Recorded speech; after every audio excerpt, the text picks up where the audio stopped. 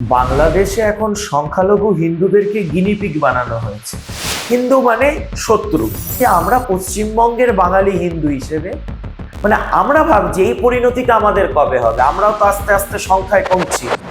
অঙ্কটা আপনাকে মাধ্যমে স্বাগত। নৈরাজ্যের বাংলাদেশে ফের হিন্দু নিধন হলো। আমরা দেখলাম নওগাঁ বলে একটি জায়গা আছে যেখানে একজন হিন্দু যুবক সে জলে ডুবে তার মৃত্যু হলো। আমরা যেটা জানতে পারছি যে তারা খেয়ে জলে ঝাঁপ দিয়েছিল এবং সেখানে ডুবে তার মৃত্যু হয়েছে। দাবি পরিবারের, কি বলবেন?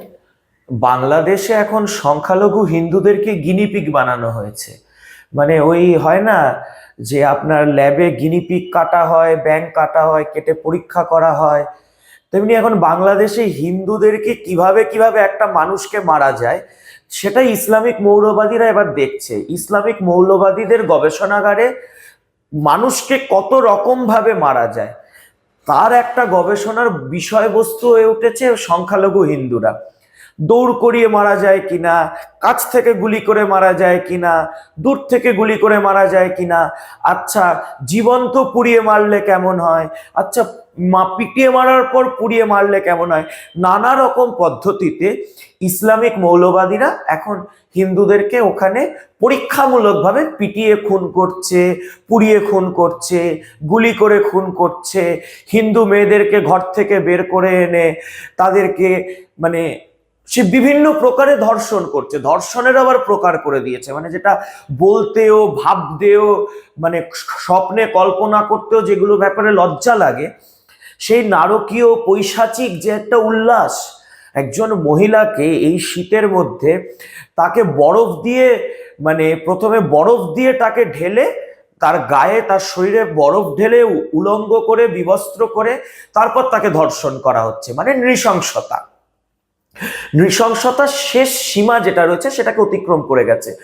আমরা আগে দেখতাম যে না চলো আইএসআইএস এইভাবে মারে, তালিবান এইভাবে মারে, বোকো হারাম এইভাবে মারে। এখন এই বাংলাদেশের এই লুঙ্গি পরা এই কিছু রিক্সাওয়ালা জঙ্গি, সেই রিক্সাওয়ালা জঙ্গিগুলো ওদের থেকেও নিচে নেমে গেছে। নিচে নেমে গেছে ধর্মের নাম করে যে কাজগুলো করছে। আমি জানি না এটা কতটা ইসলামে জায়েজ বা কি, আমার পক্ষে কিছু বলা সম্ভব নয়, কিন্তু আমরা তো নিজে উদ্বাস্তু পরিবারের সন্তান। আমরাও আমাদের অতীত, আমাদের শিকড়টাও তো ওই মাটিতে রয়েছে। ঢাকা, খুলনা, ময়মনসিংহ, যশোর আজ থেকে 8 দশক আগেও তো আমাদের দেশ ছিল। এরা আমাদের পাশের বাড়ি ছিল। মোরা একই বৃন্তে দুটি কুসুম, হিন্দু মুসলমান, কে তার নয়ন কে তার প্রাণ, এইসব সব কবিতা লেখা হতো। হিন্দু না মুসলমান ওই জিজ্ঞাসে কোনজন।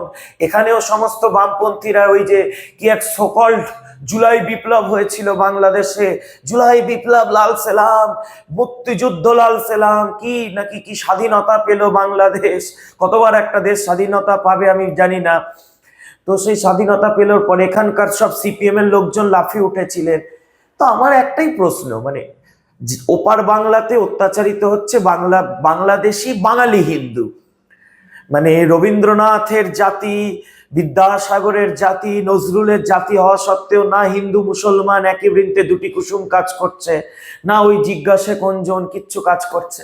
ওই এক পরিস্থিতি। হিন্দু মানেই কাফের, হিন্দু মানেই দ্বিতীয় শ্রেণীর নাগরিক, হিন্দু মানেই কোনো ধর্মনিরপেক্ষতা নয়, কুপিয়ে খুন করো, গুলি করে খুন করো, অত্যাচার করো। হিন্দু মানে শত্রু। বাঙালি পরিচয়টা বা বাংলা ভাষী বাঙালি জাতি এই পরিচয়টা প্রাধান্য পাচ্ছে না। তো আজকে আমরা পশ্চিমবঙ্গের বাঙালি হিন্দু হিসেবে আমরা ভাবছি এই পরিণতিটা আমাদের কবে হবে। আমরাও তো আস্তে আস্তে সংখ্যায় কমছি। বাংলাদেশে কি ছিল একসময় 32%, 28, 20, 15, 10, 9, 8, 7 করে আজকে 6 পরিণতি। এবার আমরাও তো কমছি। স্বাধীনতার সময় 85 থেকে 80, 75, 70, এখন 65। তো আমরাও ভাবছি, আমরা আজকে যারা যুব সমাজ আমরা ভাবছি এই একই পরিণতি কি আমরা আমাদের বার্ধক্যের সময় দেখতে পাবো?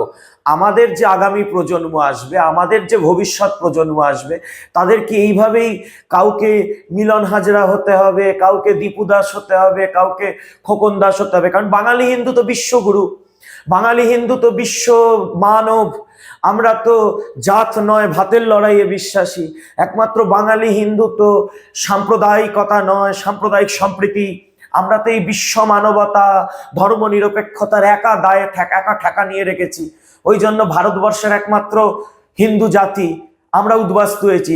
গুজরাটি হিন্দু উদ্বাস্তু হয়নি, তামিল হিন্দু উদ্বাস্তু হয়নি, কখনো শোনেননি বিহারি হিন্দু উদ্বাস্তু হয়েছে, বাঙালি হিন্দু উদ্বাস্তু হয়েছে। এবার উদ্বাস্তু হয়ে আমরা রক্ত দিচ্ছি। এবার ভবিষ্যৎটা আমাদের, কারণ আমরা তো কমিউনিজম ছাড়বো না, আমরা রাজনৈতিকভাবে ঐক্যবদ্ধ হব না, আমরা হিন্দু হয়ে বিজেপিকে সাম্প্রদায়িক বলবো, আমরা হিন্দু হয়ে আরএসএস কে গালাগালি দেব। তো যতদিন তারা আছে, যেভাবে পারছে, নরেন্দ্র মোদী আছেন, যেভাবে রক্ষা করতে পারছেন রক্ষা করছেন, কিন্তু আমরা যদি না বুঝে, এখানেও তো তাই হচ্ছে। একেবারে কিছুদিন পর সরস্বতী পুজো হবে। আপনি ভাবুন না, গত বছর কি দেখেছিলাম আমরা বাঙালি হিন্দু, তৃণমূল ছাত্র পরিষদ করা কিছু হিন্দু বাঙালি মেয়ে সাউথ কলকাতার একটি কলেজে, ল কলেজে না কোন একটি কলেজ ছিল, সেই কলেজে সরস্বতী পুজো করতে চেয়েছিল বলে দর্দণ্ড প্রতাপ তৃণমূলের নেতা সাব্বির আলী, সে বলে দিয়েছিল সরস্বতী পুজো করতে হলে রেপ করে দেব করতে এলে। সে এখন তৃণমূলে পদ পেয়ে গেছে, বাঙালি তৃণমূল নেতারা হাততালি দিয়ে মেনে নিয়েছে। ওপারে খোকন দাস, দীপু দাস, এপারে হরগোবিন্দ দাস, চন্দন দাস। পরিণতি তো দেখেছি, লাল ঝান্ডা করে পুকার ইনকালাব জিন্দাবাদ বাঁচাতে পারেনি, ওপারেও খোকনকে বাঁচাতে পারেনি, এপারেও হরগোবিন্দকে বাঁচাতে পারেনি। তো বাঙালি হিন্দু যদি এখনো এই কমিউনিজম, মার্কসিজম এইসবের চক্করে থাকে, তাহলে বাঙালি হিন্দুর কি পরিণতি হয়েছে? আমরা মারা যাব।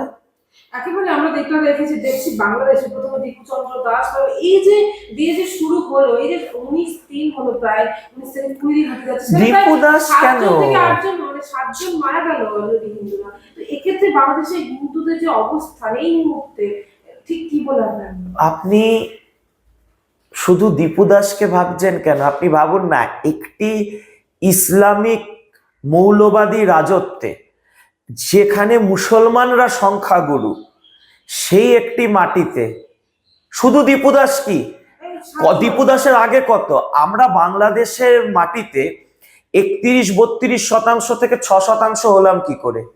কত কোটি দীপু দাসকে এইভাবে মরার পর, কত কোটি দীপু দাসের বোনকে ধর্ষিত হয়ে খুন হওয়ার পর একটা জায়গায় যেখানে এক সময় 4 কোটি হিন্দু বাঙালি ছিল, সেটা নেমে আজ 90 লাখ হিন্দু বাঙালি হয়।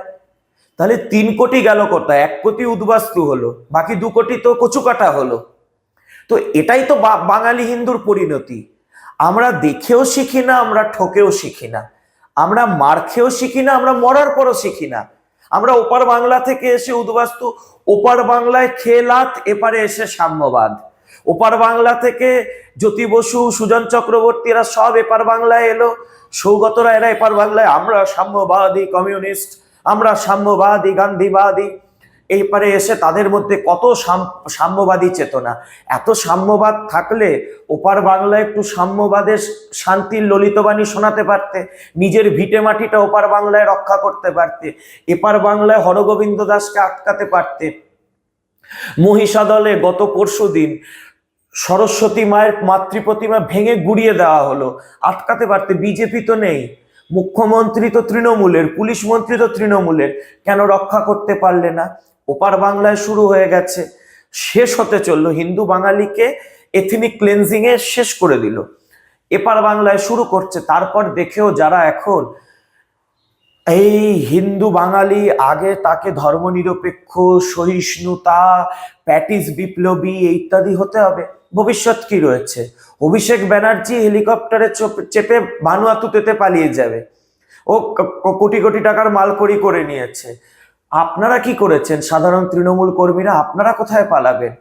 ধুলিয়ানের ভাইস চেয়ারম্যান, যার দোকান পুড়েছিল, বাড়ি পুড়েছিল সাম্প্রদায়িক দাঙ্গায়, ইসলামিক মৌলবাদীরা যার ঘরে আগুন লাগিয়ে দিয়েছিল তৃণমূল হওয়া সত্ত্বেও, সে যখন উদ্বাস্তু হয়েছিল ঘর ছেড়ে তাকেও পালাতে হয়েছিল। না তৃণমূলের ভাইস চেয়ারম্যান বাঁচতে পেরেছে, না লাল সেলাম বরা হরগোবিন্দ দাস বাঁচতে পেরেছে। আমাদের ভবিষ্যৎ এটাই। বাঙালি হিন্দু যদি এখনো রাজনৈতিক ও সামাজিকভাবে ঐক্যবদ্ধ না হতে পারে, বাঙালি হিন্দুর ভবিষ্যৎ পশ্চিমবঙ্গেও এক মানে দুর্দশার সম্মুখীন হতে হবে, হয়তো এর চেয়েও খারাপ পরিণতি হতে পারে, আমাদের জন্য তাই অপেক্ষা করছে। भारत के हृदय प्रदेश मध्य प्रदेश की धरती, जहां परंपरा और प्रगति का संगम है, और यहीं भोपाल में पहली बार आयोजित हुआ ग्लोबल इन्वेस्टर्स समिट 2025। प्रधानमंत्री नरेंद्र मोदी जी के कर कमलों से शुरुआत और केंद्रीय गृह मंत्री अमित शाह जी का मार्गदर्शन। इसमें शामिल हुए 9 देश, 25,000 से अधिक निवेशक और 100 से ज्यादा विदेशी प्रतिनिधि। समिट में हुए 89 MOUs पर हस्ताक्षर, 600 से अधिक बीदोग और 5,000 प्लस बीदोग मीटिंग्स, 26 लाख करोड़ से ज्यादा निवेश, जिनसे 17 लाख से अधिक रोजगार सृजित होंगे। मुख्यमंत्री मोहन यादव के नेतृत्व में सिंगल विंडो सिस्टम, 29 दिन में भूमि आवंटन और उद्योग एवं रोजगार वर्ष 2025 जैसी पहले, मध्य प्रदेश बना देश का तीसरा सबसे बड़ा निवेश आकर्षण। यह सिर्फ एक समिट नहीं, बल्कि आत्मनिर्भर भारत की दिशा में मध्य प्रदेश की ऐतिहासिक छलांग है। मध्य प्रदेश उद्योग एवं रोजगार का नया गढ़।